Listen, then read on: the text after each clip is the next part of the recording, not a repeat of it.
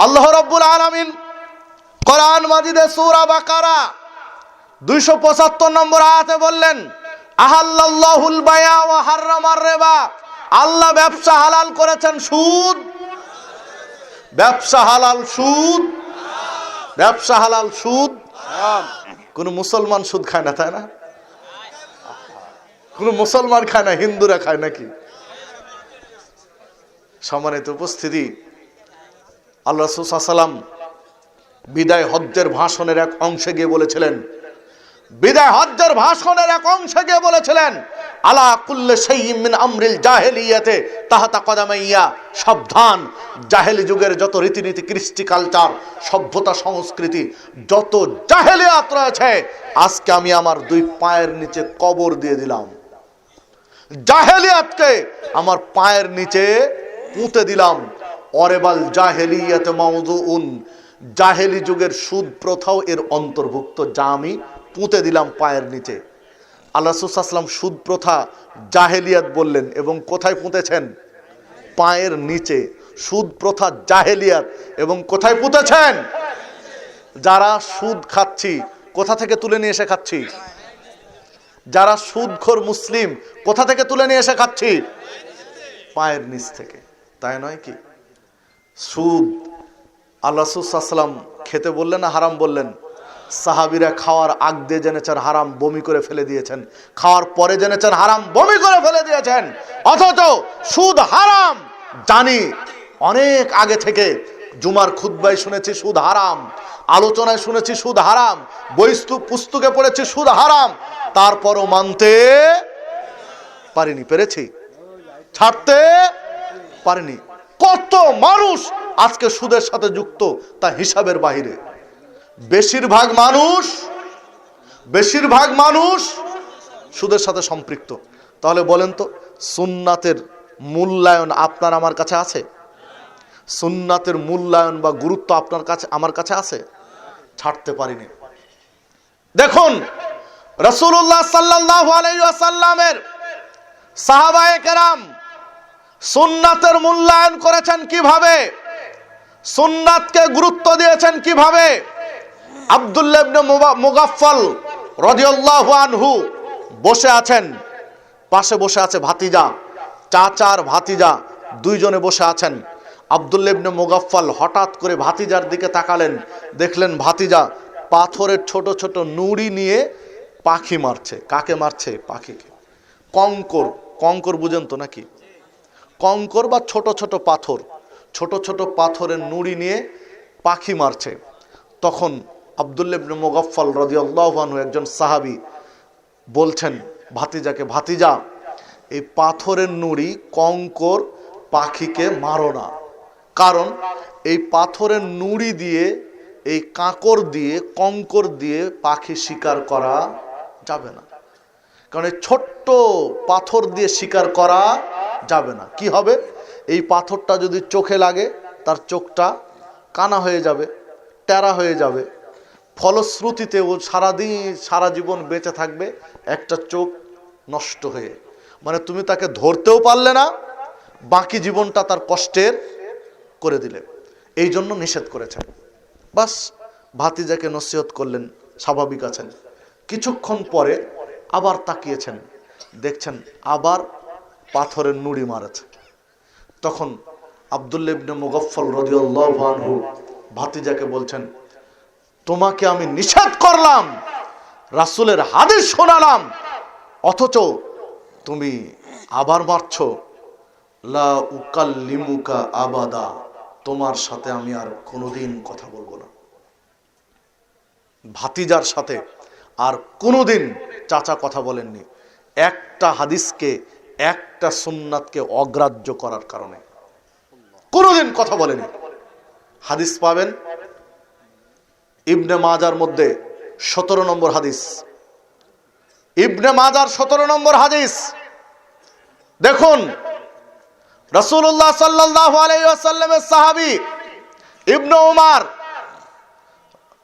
আব্দুল্লাহ ইবনে উমর রাদিয়াল্লাহু আনহু, ছেলে বেলালের সাথে কথা হচ্ছে। বেলাল বলছেন, এই ফিতনার যুগে মেয়েদেরকে মসজিদে সালাত আদায় করতে দেব না। আর আব্দুল্লাহ ইবনে ওমর রাদিয়াল্লাহু আনহু বলছেন, আল্লাহ রাসূল সাল্লাল্লাহু আলাইহি ওয়াসাল্লাম বলেছেন, মেয়েরা যদি মসজিদে যেতে চায় তো বাধা দিও না, যেতে চাইলে সুযোগ দিও। আর উনি বলছেন, ছেলে বলছেন যে না, আমি যেতে দিব না। তখন বাপ ছেলেকে বলছেন, আব্দুল্লাহ ইবনে ওমর বেলালকে বলছেন, তুমি বললে কি? আমি রাসূলের সুন্নাহ বললাম, তোমাকে রাসূলের হাদিস শোনালাম, আর তুমি পাল্টা মুখের উপরে বলছো মসজিদে যেতে দেব না। মা, মসজিদে যেতে দেব না, যাও, আজ থেকে তোমার সাথে আমার কথা হবে না, আমি তোমার সাথে আর কথা বলবো না। সহিহ মুসলিমের 442 নম্বর হাদিস। এই হাদিসে মুসনাদে আহমদের মধ্যে যে হাদিস এসেছে ওইখানে উল্লেখ করেছেন, মা কাল্লামাহু হাত্তা মাত, মরা পর্যন্ত বাপ ছেলের সাথে কথা বলেনি। আব্দুল্লাহ ইবনে ওমর রাদিয়াল্লাহু আনহু ছেলে বেলালের সাথে কথা বলেননি কতদিন? মৃত্যু পর্যন্ত কথা বলেনি। তোমাকে আমি হাদিস শোনালাম, একটা হাদিস শোনালাম, সুন্নাহ জানালাম, অথচ সুন্নাতকে তুমি অগ্রাহ্য করলে, তোমার এত বড় সাহস, বললে আমি যেতে দেব না, যাও, তোমার সাথে আমার কথা হবে না, মরা পর্যন্ত কথা বলেনি। সহিহ মুসলিমের মধ্যে 442 নম্বর হাদিস, হাদিস ইবনে মাজার মধ্যে পাবেন 16 নম্বর হাদিস। দেখুন, রাসূলুল্লাহ সাল্লাল্লাহু আলাইহি ওয়াসাল্লামের সাহাবী একজন যুবক বসে আছে, হাতে আছে একটা স্বর্ণের আংটি। যুবক বসে আছে আর হাতে আছে কি? স্বর্ণের আংটি। আল্লাহ রাসূল সাল্লাল্লাহু আলাইহি ওয়াসাল্লাম রাস্তা দিয়ে হেঁটে যাচ্ছিলেন, দেখলেন স্বর্ণের আংটি পরে বসে আছে। সম্মানিত উপস্থিতি, আমাকে যেটা জানানো হলো, ওনারা চলে এসেছেন, একদম কাছে চলে এসেছেন, হয়তোবা কাছাকাছি চলে এসেছেন বা পৌঁছে গেছেন ইতিমধ্যেই, কিছুক্ষণের মধ্যে চলে আসবেন মানে পরবর্তী আলোচক। বিধায় আপনার ধৈর্য ধরে একটু বসবেন। মানে রাস্তায় জ্যাম ছিল, যথেষ্ট জ্যাম ছিল। ঢাকা পাড়ি দিতে গিয়ে আমি তো আসলাম, দেখেছি তো অনেক জ্যামের কারণে সময় মেনটেন করা সম্ভব হয়নি।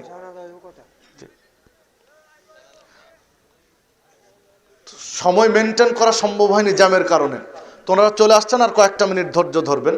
আর ওনারা আসলে আমি একটা মিনিটও আপনাদের কষ্ট দেব না, আসবেন, পরবর্তী আলোচক আসবেন, আমি শেষ করে দেবো ইনশাআল্লাহ। আর কয়েকটা মিনিট ধৈর্য ধরেন, কারণ অনেক দূর, রাজশাহী থেকে অনেক দূর, কাছে নয়। ঢাকার জ্যামের কারণে এই সমস্যাগুলো হচ্ছে আর কি। চলে এসেছেন, মানে চলে এসেছেন, এখন বেরিয়ে আসতে যতটুকু সময় লাগে। তো যাই হোক, যে কথা বলছিলাম, যুবক আংটি পরে বসে আছে। রাসূল সাল্লাল্লাহু আলাইহি ওয়াসাল্লাম হেঁটে যাচ্ছিলেন রাস্তা দিয়ে, সাহাবীরা সাথে আছেন। আল্লাহ রাসূল সাল্লাল্লাহু আলাইহি ওয়াসাল্লাম বলছেন, তোমাদের কি হয়েছে? কারো কারো হাতে দেখছি আগুন পড়ে আছে, কেউ কেউ হাতে আগুন পড়ে আছে। এই কথা বলে আল্লাহ রাসূল সাল্লাল্লাহু আলাইহি ওয়াসাল্লাম আংটিটা খুললেন যুবকের হাত থেকে, আংটিটা খুলে ছুঁড়ে ফেলে দিলেন, যে তোমাদের কি হয়েছে, তোমরা আগুন পড়ে বসে আছো। আল্লাহ রাসূল সাল্লাল্লাহু আলাইহি ওয়াসাল্লাম রাস্তা দিয়ে হেঁটে চলে গেলেন। সাহাবী, যে যার হাতে আংটি ছিল, খুলে ফেলে দিয়েছেন। সাহাবী একটু মন মরা হয়ে দুশ্চিন্তার সাথে বসে আছেন। অন্য সাহাবীরা যখন আল্লাহ রাসূল সাল্লাল্লাহু আলাইহি ওয়াসাল্লাম আড়াল হয়ে গেছেন, দূরে চলে গেছেন, তখন অন্য সাহাবীরা বলছেন, যুবককে বলছেন যে, যুবক, তোমার কি হয়েছে? তুমি এত দুশ্চিন্তা করছো কেন? তুমি মন মরা হয়ে বসে আছো কেন? আংটিটা তো পড়ে আছে, তোমার দুশ্চিন্তার কারণ কি? আংটিটা তো পড়ে আছে, আংটিটা তুলে নাও, তুলে নিয়ে গিয়ে বিক্রি করে কাজে লাগাবে, নতুবা তোমার স্ত্রীকে দিবে, অন্য কাজে লাগবে, আংটিটা তুলে নাও। তখন যুবক কি বক্তব্য দিচ্ছে, কি জবাব দিচ্ছে, একটু শুনে দেখেন। যুবক বলছে যে, বলেন কি, আপনারা মনে করছেন ওই আংটিটার জন্য আমি দুশ্চিন্তা করছি? আমার খারাপ লাগছে যে আল্লাহ রাসূল সাল্লাল্লাহু আলাইহি ওয়াসাল্লাম আমার হাত থেকে আংটি খুলে ফেলে দিলেন। এর আগে আমি কেন জানতে পারিনি যে এটা আগুন পরার মতো?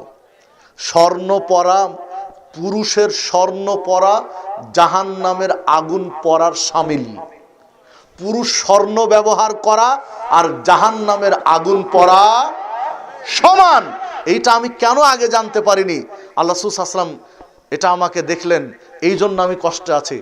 আপনারা আমাকে আংটি নিতে বলছেন, আমি যেই অবস্থায় থাকি না কেন, যেই আংটি রাসূল ছুঁড়ে ফেলে দিয়েছেন, ওই আংটি আমি হাতে স্পর্শ করতে চাই না। আল্লাহ রাসূল সাল্লাল্লাহু আলাইহি ওয়াসাল্লাম আংটি নিয়ে আমার হাতে দিতে পারতেন যে যুবক এই আংটি দিয়ে কোনো কাজ করবে। রাসূল যেটা ছুঁড়ে ফেলে দিয়েছেন ওইটা আমি হাতে স্পর্শ করতে চাই না, ওইটা আমি হাতে ধরতে চাই না। সহিহ বুখারীর 2090 নম্বর হাদিস। একটু খেয়াল করুন, ভাবুন, আজকে হাজার হাজার পরিবারে বিয়ে হচ্ছে, তখন শাশুড়ি, নানি শাশুড়ি, দাদি শাশুড়ি আদর করে সোহাগ করে জামাইয়ের হাতে স্বর্ণের আংটি পরিয়ে দেয়, দেয় না? গলার চেন পরিয়ে দেয়। আর যুবক মনে করে যে আজকে বিয়ের দিন, অন্তত আজকে পরে থাকি, কালকে খুলে দেব। চলবে? হে যুবক বন্ধুরা, মনে রেখে দিও, যদি ঈমান থাকে, সুন্নাতের প্রতি যদি ভালোবাসা থাকে, জীবনের চেয়ে বেশি যদি সুন্নাতকে ভালোবাসতে পারি, বিয়ের মজলিসে সকলের সামনে আংটি খুলে রেখে দিতে হবে। শাশুড়িকে বলে দিতে হবে আংটি আমাকে নয় আপনার মেয়েকে দেন।